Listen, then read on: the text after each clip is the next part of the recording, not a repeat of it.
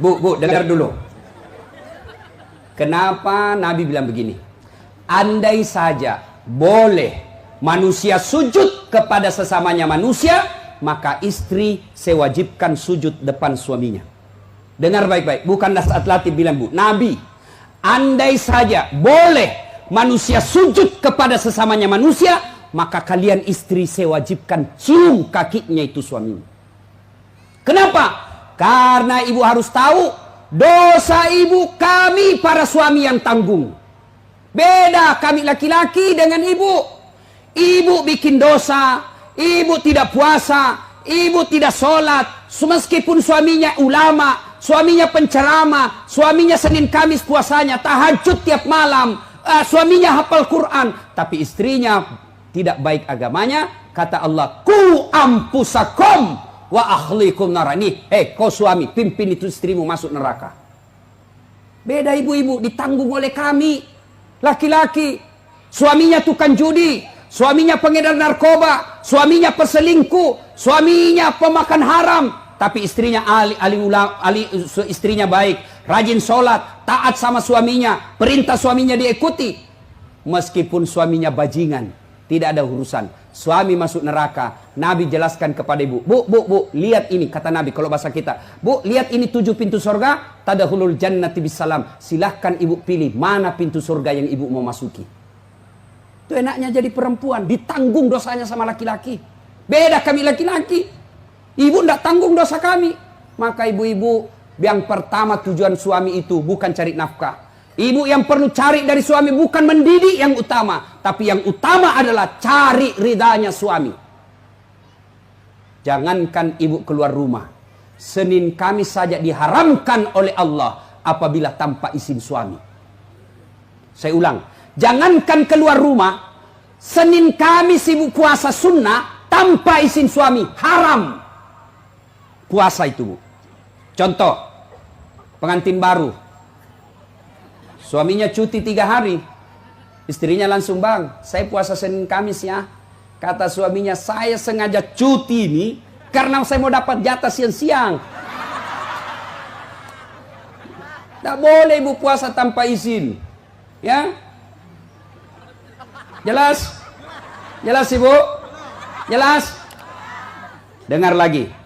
Ada orang bertetangga, marah ini tetangga, lapor sama Nabi. Apa pasalnya? Sakit ini bu tetangganya, dia datang panggil anaknya, seorang perempuan. Bu, ibu mamanya lagi sakit, datang ki pergi lihat ki. Apa kata ini ibu anaknya? Mohon maaf, suamiku pergi tugas, saya dilarang keluar rumah sebelum suami saya pulang.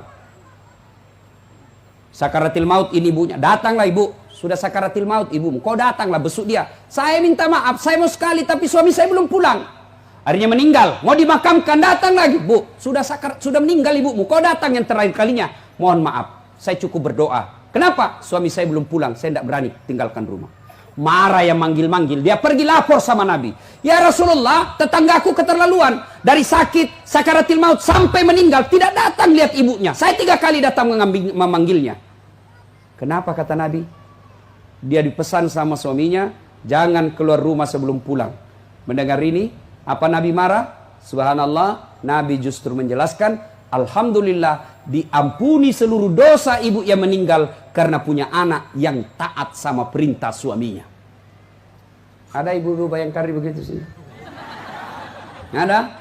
Yang banyak saya lihat baru 10 menit pergi suaminya juga keluar juga dia Pak. Dia tawaf satu komplek. Dia kelilingi satu komplek. Masya Allah.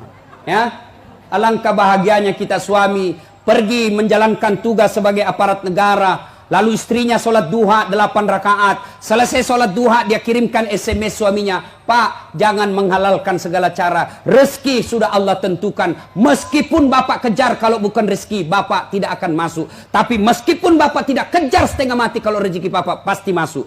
Bapak jangan menghalalkan segala cara. Salam sayang selalu dari istrimu di rumah. Bahagianya. Itu suami kalau dapat SMS begini bu, dia kasih lihat itu semua di kantor di polsek. Lihat kau istriku, istri yang soleha.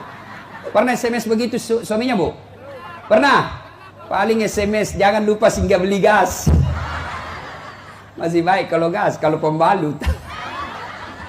Saya pernah rasakan ini, Pak. Saya pulang takziah malam-malam, tiba-tiba mamanya SMS, Ustaz, habis pembalut. La haula wala quwata illa billah. Saya singgah di warung, saya berdoa, mudah-mudahan tidak ada yang kenal saya. Begitu saya bayar, tiba-tiba ada ibu bilang, Ustaz beli pembalut. Langsung aku bilang, biar mi daripada saya melahirkan, le. Pak, Bapak juga jangan tipu suami istri. Pak, jangan pernah nipu istri. Alasan rapat, ternyata pergi merapat. Saya dipanggil komandan, ini namanya istri kasihan kalau sudah lapor, komandan, lah iya Pak, silakan lari. Ternyata pergi merapat. Pak, kadang saya ditanya, Ustadz kenapa pangkat golongan saya tidak bisa sekali baik Ustadz? Rezeki saya bilang Bapak dosa sama istri. Gimana Allah mau bukakan pintu rezeki kalau orang yang setia menunggu Bapak di rumah Bapak khianati? Ya? Masih ingat waktu menikah? Apa kita ucapkan waktu menikah? Bapaknya bilang begini yang perempuan, saya nikahkan engkau dengan anak gadisku ini dengan mahar tunai karena Allah. Siapa yang kita jadikan mahar? Siapa yang kita jadikan jaminan? Tunai karena Allah. Kita ambil anak gadisnya orang, dihalalkan anak gadisnya orang atas nama Allah. Allah yang kita jadikan jaminan. Kapolres saja Bapak jadi jaminan. Kalau Bapak salah gunakan, dipindah Bapak, Pak. Kalau perlu dipecat. Saya atas nama Kapolres ini diminta untuk, padahal itu bohong. Marah Kapolres, Pak. Apalagi Allah. Maka Bapak kalau sengsara hidupnya, susah rezekinya, koreksi. Mungkin Bapak terlalu banyak mengkhianati istri. Gimana Allah mau bukakan pintu rezeki? Kalau istri suka marah-marah, Bapak, kalau istri suka marah-marah, rumusnya diam. Jangan, kalau istri marah, minta penjelasan, lebih diam. Kalau perlu makan obat tidur. Karena itu perempuan kalau dia sudah marah, dijelaskan, tidak jalan otaknya, Pak.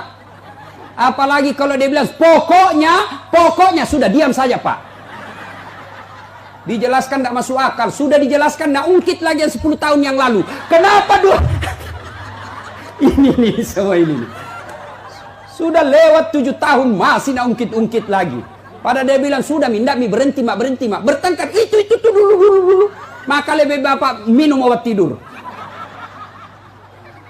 Kalau dia ngomel, Pak, maklumi saja. Kenapa? Dengar baik-baik. Ada sahabat Nabi, waktu itu Umar bin Khattab presiden. Suka ngomel dan marah istrinya. Maka suaminya mau lapor sama Umar supaya dipanggil, dimarahi sama Umar, presiden. Begitu dia mau lapor sama Umar, dekat dari rumah Umar, dilihatnya Umar juga dimarahi sama istrinya. Pulang dia bilang, presiden aja dimarah, pulang dia. Besok ketemu sama Umar, ya Amirul Mukminin, saya lihat Anda kemarin marah-marah sama istri, diam-diam saja. Senyum, dengar bapak-bapak, dengar para lelaki. Apa jawaban Umar? Begitulah cara saya berterima kasih kepada istriku yang telah hamil, melahirkan.